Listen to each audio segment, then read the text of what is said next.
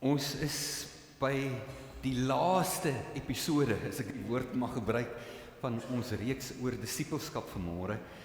En die tema is die pad van disippelskap. Voor ons aanvang, kom ons bid saam.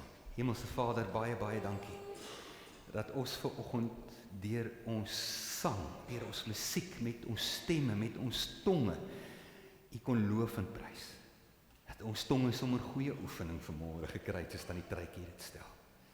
Ons het gesing, Here, van hoe groot God U is, hoe wonderlik U skepping is, hoe oneindig U genade en onvoorwaardelik U liefde.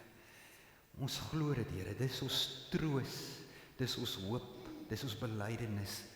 Here, en ons leer van hierdie dinge, want U woord kom breek dit vir ons oop. U woord leer vir ons van hierdie onliefdevolle Vader God, wat nie ophou om moeite met ons te maak nie. Wat nooit ophou om ons tot bekering te wil laat lei nie, wat ons aanhou op ons naam roep. En ons het vanoggend weer in die doop gesien, dat U dwars deur hulle lewe gaan U vir Wil en vir Johan herinner, U is hulle God en U het hulle lief. En nou waar ons U woord lees, vra ek dat U ons rustig sal maak, ons ore en ons harte sal oopmaak om te ontvang wat U vir ons wil sê. Ons bid dit in Jesus se naam alleen. Amen.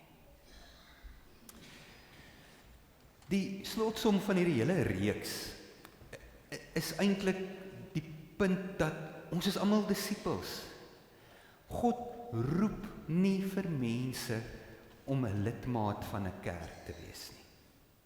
Jesus roep nie eers mense om te sê hulle is Christene nie, want daar is baie mense in hierdie wêreld wat hulle self Christene noem, maar wanneer jy na hulle lewe kyk, dan besef jy hoe hulle leef, en dit wat die Here van ons vra ons moet leef, is nie dieselfde ding nie. Die Here roep ons om disippels te wees. Mathesis is die Griekse woord wat beteken volgeling. Ons word geroep om Jesus te volg. Julle, en daar is 'n groot verskil tussen iemand wat Jesus bewonder en glo hy was baie wys en ek kan baie by hom leer, en iemand wat daadwerklik agter hom aangaan om hom te volg. 'n Disipel is iemand wat sy oë gerig hou op Jesus, en waar hy lei, daar gaan hy. Ons lees vanoggend uit Lukas 9 vers 23. Kom ons lees saam. Toe het hy vir almal gesê: as iemand agter my aan wil kom, moet hy homself verloon, elke dag sy kruis opneem en my volg. Want elkeen wat sy lewe wil behou, sal dit verloor, maar elkeen wat sy lewe om my ontwil verloor, sal dit behou. Wat help dit mens, as hy die hele wêreld as wins verkry, maar homself verloor of te gronde gaan? Elkeen wat hom vir my en my woorde skaam, vir hom sal die Seun van die mens hom skaam wanneer hy kom, bekleed met heerlikheid en die heerlikheid van die Vader van die heilige engele. Ek sê vir julle die waarheid, daar is party van die wat hier staan wat beslis nie sal sterf voordat hulle die koninkryk van God gesien het nie. Net weer daai eerste gedeelte, as iemand agter my wil aankom, moet hy homself verloon, elke dag sy kruis opneem en my volg. Want elkeen wat sy lewe wil behou, sal dit verloor, maar elkeen wat sy lewe om my ontwil verloor, sal dit behou. Hierdie gedeelte gee vir ons die eerste paar tree op hierdie reis van disippelskap. Want disippelskap, liewe vriende, is nie 'n einddoel nie. Dis nie 'n doel wat vir 'n ou wat jy vir jou daar stel en sê nou het ek dit bereik nie. Dis ook nie 'n eindbestemming nie. Dit is 'n reis. Elke dag jou lewe deur. Waar begin hierdie reis? Die eerste tree wat jy gee, is die tree van selfverloning. In sy gedig Invictus skryf die digter William Ernest Henley: I am the master of my fate, I am the captain of my soul. Dis 'n pragtige gedig. Maar dit sê ook iets van die mens se strewe om onafhanklik te wees, om dinge op sy manier te doen. Bon Jovi sing It's My Life en Frank Sinatra sing I Did It My Way. Ons wil ons manier die lewe aanpak. Ons wil in beheer wees van wat gebeur en hoe my pad loop en hoe hy lyk. God het die mens geskape om in 'n naby verhouding met hom te wees, maar toe kom die sondeval en die Satan en die gebrokenheid van die wêreld en van toe af is die mens se natuur verwronge, is ons inherent eintlik 'n bietjie selfsugtig. Word jy gebore met die idee dat die lewe draai om my. Hierdie is 'n groot drama en ek is die hoofkarakter van my eie drama. En so leef ons dan asof ons lewens en hoe ons voel en ons begeertes en ons menings en ons sienings eintlik al is wat saak maak. En alles wat ons doen gaan eintlik om vir my te sorg, sodat ek gelukkig wees, sodat my behoeftes aan fisiese goeders en pret en plesier bevredig sal word. Een van 'n baba se eerste woorde na mamma en pappa. Vir ons hoor gou, wie van julle kan raai, wat is een van die eerste woorde wat 'n klein kindertjie sê as hy begin praat? Self. Self. Of myne. Ja, julle wat kinders het, julle glimlag, julle weet. Van die eerste woorde wat 'n kind sê, myne, self. Dit sê iets van 'n manier van self klein kindertjies. Hulle wil nie dat iemand anders vir hulle sê of voorskryf of vir hulle help nie. Ons wil in beheer wees. Ons vertrou nie ook sommer maklik ander mense om vir ons te help in hulle bedoelings nie.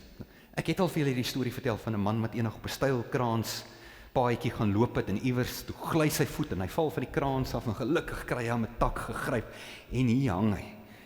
En is omtrent 30-40 meter onder toe, as hy nou los, dan val hy homself mors dood. En daar's niemand, die meisie skree, help, help, enigiemand, help, help. En skielik hoor hy hierdie stem wat sê, luister, ek is hier om te help. Al wat jy moet doen is los die tak, ek sal jou vang. En hy sê, maar wie is jy? Sê, ek is God. En ek sal jou red, ek sal jou help, maar jy moet my vertrou. Los die tak. En die man het so rukkie stil gebly. Toe begin hy weer roep, iemand anders, help, help.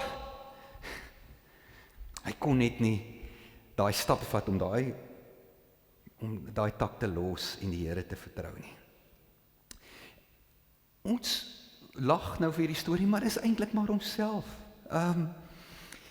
Wie van julle is swak passasiers as jy saam met iemand anders ry?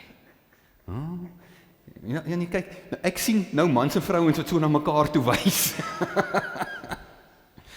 Daai backseat drivers. En sterkte en krag vir julle wat dalk nog jou kinders eendag moet leer om te bestuur, nê?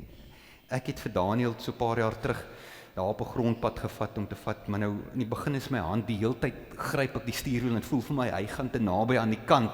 Hy later vir my sê pappa los, ek is in die pad. Ek sê nee, maar jy's te veel aan die kant, jy gaan. En ek het toe gelos. En ek dink hy het toe nou heel happy gevoel, sy pa vertrou. Maar wat hy nie gesien het is my hand op die handrem. Ja, nee, ons wil maar 'n bietjie in beheer bly. Om jouself te verloon beteken om beheer af te gee. Om daai tak te los. Om jou ideale, jou drome, jou prioriteite, jou ambisie ondergeskik te stel aan God se plan vir jou lewe. Om jouself te verloon, om jouself te verraai, om te sê, nie meer wat ek wil nie. Dis nie meer my lewe nie, maar dis u lewe waarmee u kan doen wat u wil. En dit gaan daaroor dat jy ook erken dat die lewe draai nie net om my nie, maar dat God jou skepper is en dat hy jou geskape het vir 'n spesifieke doel. Dat jy hier is om sy wil uit te voer. Jou tweede trietjie wat jy gee op hierdie reis is om jou kruis op te neem Daar is mense wat die Here Jesus volg vir al die mooi beloftes wat daar is. Jy weet, dat hy my gaan seën, dat ek eendag na die hemel toe kan gaan, en dat hy my gaan toevou in sy liefde, al hierdie mooi dinge. En daar is inderdaad sekere kerke, denominasies, waar hulle dit verkondig, dat as jy die Here dien en volg, dan gaan dit met jou goed gaan. En as dit begin met jou sleg gaan, dis of omdat jou geloof nie sterk genoeg is nie, of omdat daar sonde in jou lewe is. Dis hoekom dit met jou sleg gaan. Want met 'n kind van die Here, wat sy geloof sterk genoeg is, en wat die sonde doen nie, gaan dit altyd goed. Ek weet nie wat se Bybel hulle lees nie, maar dis nie wat my Bybel sê nie. Almal van wie ek in die Bybel lees, Abraham, Josef, Moses, Dawid, Daniel, die disippels, hulle almal het swaar kry en ellende en goed beleef. So, 'n mens kies nie om die Here te volg, omdat jy dink dit gaan die antwoord wees vir al jou probleme, en dat jy nou skielik net hierdie wonderlike, fantastiese lewe gaan hê, smooth sailing, gladde pad, all the way. Nee, jy moet jou kruis opneem, staan hier. En daai kruis kan baie verskillende dinge beteken. In Jesus se tyd het dit beteken dat die disippels, waar hulle die evangelie verkondig het, dat hulle vervolg is, dat baie van hulle doodgemaak is, oor dit wat hulle geglo het en wat hulle bely het. Ons leef vandag in 'n tyd waar ons dalk nie fisies vervolg word nie. Maar as jy werklik voluit jou Christendom uitleef, dan gaan jy waarskynlik iewers langs die pad uitgelag word, uitgejou word, eenkant gestoot word. 'n graad 10 seun op Porterville, ek is eendag na sy huis toe, sy ma het hom gebel en sê, ek moet kom kyk wat gaan aan, die kind lê net op sy bed, en hy huil, en hy wil met niemand praat, en ek kom by hom en ek vra, wat is fout? En die seun het so kort rukkie gelede, het hy sy hart vir die Here gegee, besluit, hy wil voluit vir die Here dien. En ek vra vir hom, wat is fout, en hy sê vir my ma, hy het nie meer vriende nie. Vandat hy begin het, om soos 'n kind van die Here te leef, het sy ou vriende, hulle nooi hom nie meer na partytjies nie, hulle nooi hom nie meer by sy huis te kom kuier nie, hulle het hom al afgeskryf. Hoekom is dit so swaar? Ek sal nooit onthou daai woorde, spesifiek, hoekom is dit so swaar?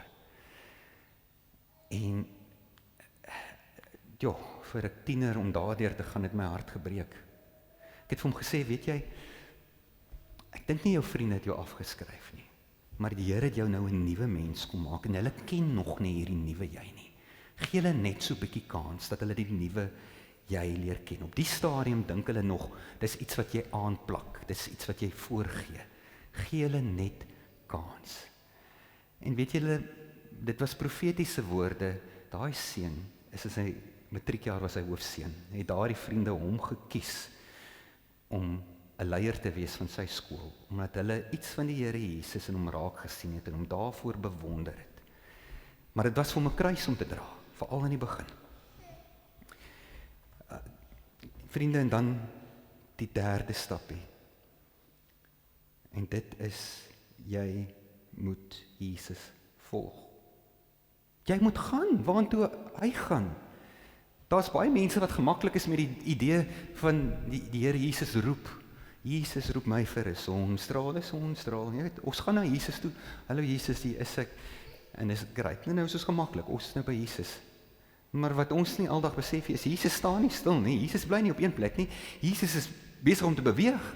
Jesus het aarde toe gekom met 'n roeping, met 'n missie, om die wêreld van God se liefde te vertel, om mense die verlossing van God te kom aanbied, om hulle onder die indruk van God se genade te bring. En hy is nog steeds deur sy Heilige Gees, deur elke gelowige, is hy besig met daai sendingwerk van hom. En ons is deel daarvan. So jy kan nie net na Jesus toe kom en sê, okay, Here, hier is ek, U het geroep, hier is ek nie.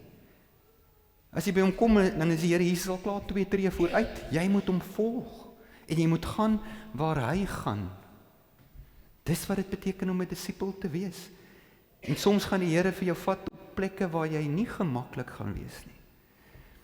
Hy gaan vat op plekke waar jy dalk nie tuis gaan voel nie, maar dis plekke waar hy wil hê jy moet wees, omdat hy glo hy jou die gawes gegee het om daar 'n verskil te maak, om daar 'n lig te gaan skyn. Dit gaan egter nie net oor die rigting wat jy inslaan om agter Jesus aan te volg nie, maar ook die gesindheid waarmee jy dit doen. En as ons kyk na Jesus self toe hy op aarde was, hy was gedurig aan die beweeg, maar so af en toe het hy gaan stil staan. Het Jesus gaan stil staan. En dan het hy gehurk of afgebuig na mense wat seer het, mense wat siek was, mense wat een of ander krisis of ellende beleef. En daardie gesindheid wil die Here hê moet ook in ons harte leef terwyl ons agter hom is, om te kyk waar kan ons Jesus se liefde uitleef, waar kan ons hulle wat so die Here se teenwoordigheid, sy liefde nou wil ervaar en beleef, hoe kan ons dit vir hulle sigbaar en werklik maak? Daar roep die Here, staan net 'n bietjie stil by hierdie persoon, spandeer tyd, bemoedig, troos, bid. Soek na geleenthede waar jy ander kan help. Nou is hier dalk party van julle wat vanoggend hier sit, sê, joh, Dominee, ek dink ek is dalk in die verkeerde kerk. Hierdie goed klink mos nou nie na pret nie. Dit klink swaar, dit klink moeilik. Dalk moet ek eerder by 'n ander geloof aansluit. Die Here vra dat ons hom sal volg, en dis waar, dit is nie altyd 'n maklike pad nie. En nou mag jy vra, hoekom sal iemand so 'n lewe kies? En ek glo die meeste van julle weet hoekom jy so 'n lewe sal kies. Want as jy Jesus volg, impliseer dit, jy's die heeltyd by Jesus. En om by die heeltyd by Jesus, saam met Jesus te wees, liewe vriende, dit hou groot vreugde en seën in. Om te weet dat jy is nooit alleen nie. Jy kan Jesus prys gee, jy kan hierdie lewe deurgaan sonder Jesus, maar kan jou amper waarborg, jy gaan nog steeds ellende en teenspoed beleef, maar jy gaan nie die Here Jesus het wat vir jou die krag gee en die wysheid om daaroor te kom nie. En die vreugdes wat jy dalk gaan beleef, gaan kortstandig en leeg voel, nie die ewige vreugde wat die Here Jesus vir jou gee nie. So om vir hom te volg, ten spyte van die feit dat dit dalk vir jou op slegte plekke gaan bring, gaan altyd ook vir jou 'n groot stuk vreugde en vrede inhou. Wat mense altyd in woorde kan sê en vir mense kan beskryf nie, maar julle wat die Here in jou hart het, julle weet waarvan ek praat. Die Here stap die pad saam met jou en dit raak 'n avontuur. En jy leef in oorvloed omdat jy weet daar is 'n einde waar wat ook al hier gebeur, is maar 'n kort deeltjie van die ewigheid. 'n Ewigheid saam met die Here God. En dit, liewe vriende, is wat dit beteken om 'n disipel te wees. Elke dag 'n treetjie in die regte rigting. Amen. Kom ons bid saam. Here Jesus, baie, baie dankie dat U vir ons die pad kom wys het. Dat U in U woord vir ons baie mooi kom verduidelik het hoe U wil hê ons moet leef, hoe ons lig moet laat skyn. Help ons daarmee, Here. Help ons om U nader te volg, dat ons dit 'n daadwerklike keuse sal maak om elke dag hierdie tree van selfverloning en kruis opneem en agter U aanstap, daai tree te neem. Ons kan dit nie uit eie krag doen nie, en daarom sê ons, dankie Heilige Gees, dat U ons daarmee help. Staan ons hierin by. Ons bid dit in Jesus se naam alleen. Amen.